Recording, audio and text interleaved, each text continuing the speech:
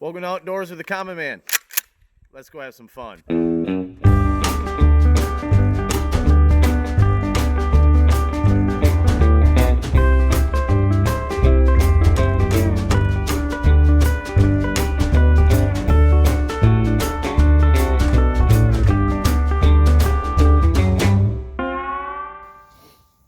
We're out here at the Lorraine Gun Club or Sportsman's Club, which I'm a member of.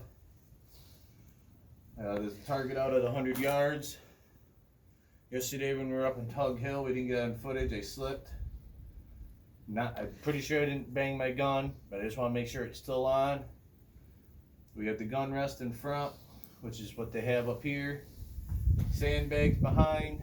All these do is basically works as a makeshift gun vise, or a gun sled, shooting sled, which anybody who's ever been hunting or whatever, looked at any gun shows or anything will know what that is. But it's basically just a giant vise that you put your gun in so it stays at the same place the whole time. So you're not constantly jostling it or moving it or anything else like that. Once again, this is my Savage 6.5 Creedmoor bolt action with my Bushnell scope that came stock on it. So should be fully dialed in, but we're going to make sure that I didn't screw it up, and if so, well, we're going to put it back to where it needs to be. That's too high.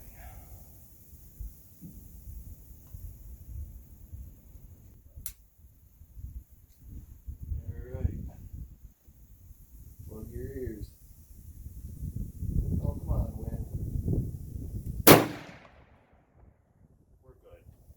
We'll take a walk out now, and we'll see. If you look at the camera, you can see that's at 100 yards. I was shooting at the black. It's like a silhouette of a man target. It was already on the board. If you go to a gun range, clean up your mess. A lot of people don't here. They just leave it wherever it is. I will make sure to take that target down, plus my target that I put out there when I come back. It's called being responsible and not leaving trash for other people. So, the silhouette did not have a single shot mark on the head of the target. That's what I aimed for, since it was the smallest part. And as is one of my favorite movies, The Patriot with Mel Gibson, aim small, miss small. You aim at the whole torso of an animal, yeah, you're gonna hit it. But if you aim just for 3 pieces of hair just behind its shoulder, what's the chances are that you're gonna miss it by a mile? Aim small, miss small. I will say this though, if this was a person, it would be a dead zombie, that's for sure. Was that a prelude to a zombie hunt?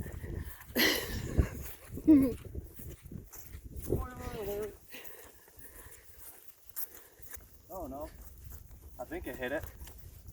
Yep.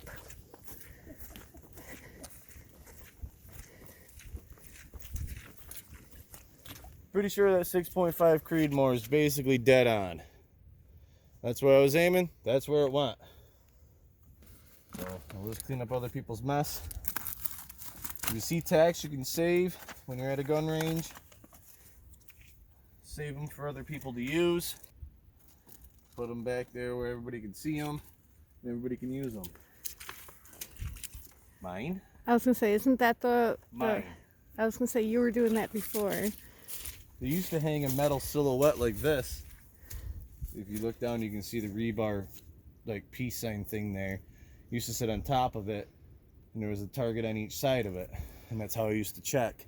Where people are being abusive and coming out here with like fucking 30-06s and just massive friggin' rifles, and getting 25 yards away from it and blasting holes through them and everything else.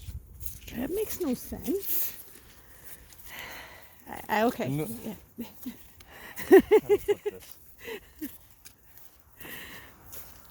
Oh, what the hell is his name? In the words of Tommy Lee Jones from the original Men in Black movie, people are stupid and panicky. A person is smart and calm.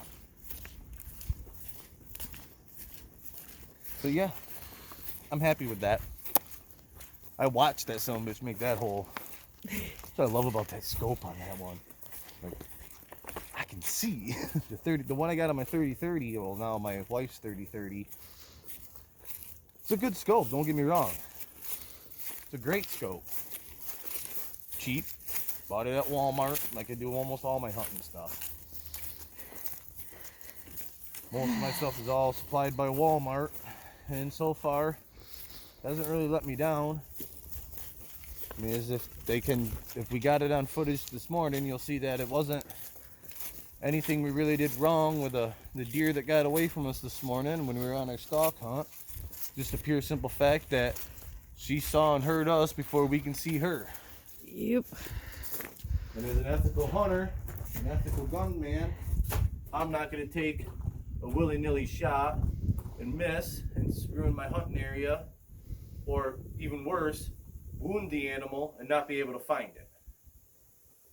There's nothing worse for a hunting area or for a hunter in general to take a shot at an animal of their choosing and wound it and just leave it somewhere, in my opinion. You do that, you bring predators into your area that may have not have been there before, scavengers that weren't there before, and a lot of your game animals won't come to that area because it's not safe for them anymore. They obviously see a dead friend. That might not scare them off. But once they start smelling the coyotes, the wolves, the bobcats, even domestic dogs, your pets that'll go around roaming around the woods, foxes. You know, it may seem hard to believe, but a fox will take out a fawn without even trying. All it's got to do is get it down and get it by the throat, and it's done.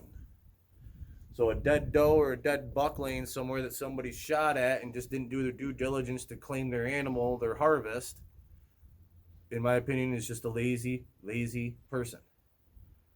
If you can't find it at night, get your ass up, their ass crack of dawn the next day, and get your ass out there. Start, get yourself a good hunting app so you can mark down, or at least bring out a paper map. So when you're out in the woods, you can mark where you were, and always try and do a circular search. Okay, you're going to start, well, it wasn't this 10 foot, or this 10 yards. Go out another 20 yards. Search again. Go out. It's going to be there. You're going to find signs. And if nothing else, you're going to smell it. That's how I found one not too long ago. I was walking around the woods behind my house on a stalk hunt, just because, and I didn't understand why. I've had bucks and does all season long, all year long on my trail cams. I get stalking around out there, and all of a sudden I catch a whiff or something. Now, it's not uncommon to find a dead animal out in the woods. It's not. To find a full-grown dead doe out in the woods, very uncommon. Unless a hunter didn't do their due diligence to find the animal. Sure enough, I walk over. Thing had a gunshot straight through its, right about, I don't know, the front of its left shoulder, if you were the deer. And piled down right there. It hadn't been touched. Sure enough, something had got into it. As everybody knows, generally scavengers of any type or anything, I don't know why, but they eat the ass out of the animals first. I think it's just because it's the easiest point of entry into the guts, which is generally what they go for. Because it stinks. Don't ask me why. It's like when a dog eats a dirty diaper. It sounds disgusting and gross, but for some reason it smells delicious to them. But so there laid that doe, bloated, asshole eaten out of it, and that explains to me why I haven't seen any animals in my area that I hunt that's right behind my house, where I've killed several deer. I've had, you'll see probably somewhere along the program on some of the trail cam footage that we've had, you'll see I've had a 10-point buck sitting on my cams. I've had spike horns, does, and now none of them are there. Because somebody on state land, which borders my private land, didn't do their due diligence in order to get their animal. Remember, first things first, gun safety, and always claim your harvest no matter what it takes. This has been Coyote with Outdoors with the Common Man.